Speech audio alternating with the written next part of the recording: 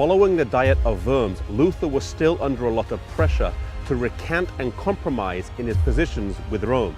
He was even threatened with banishment, but he would not be moved.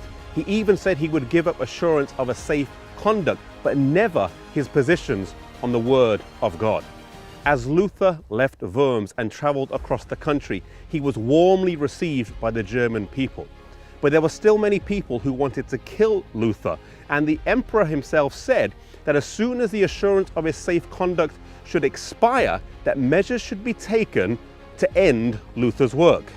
The Elector of Saxony, Frederick, devised a plan with some of Luther's friends to capture him and keep him hidden for some time. He was taken here to Wartburg Castle, a place kept so secret that even the Elector Frederick did not know that he was being kept here.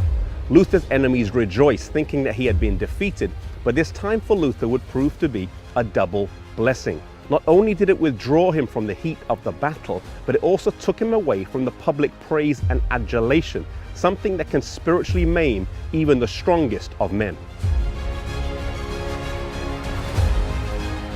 It was here in this room that Luther stayed during his time here at the castle. Like the Apostle John, who wrote the book of Revelation as a prisoner on the Isle of Patmos, while Luther was hiding here in this castle, he translated into German the New Testament. He would translate the Old Testament later, after his return to Wittenberg. Another challenge to the Reformation would now appear on the horizon. In Luther's absence, other reformers had arisen whose message was different to that of Luther, and it was drawing away a lot of people and dividing the movement.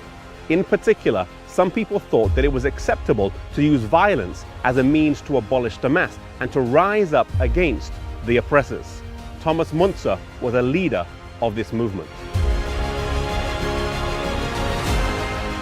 This news was relayed to Luther, and he felt a deep burden for his people back in Wittenberg, as he thought of them as a shepherd thinks of their sheep. Despite having no assurance of a safe conduct, he left Wartburg Castle and headed for Wittenberg.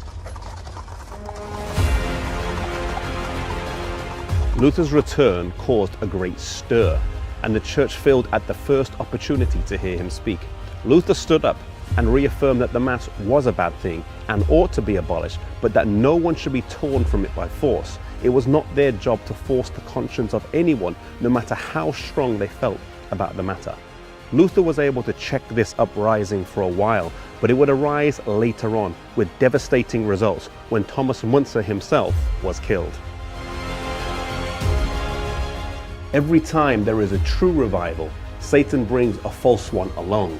Even so, at the end of time, there's going to be a true revival of godliness, and then there's going to be a false revival as well. May we be faithful to God, that we will be part of the true revival that will take place at the end of time.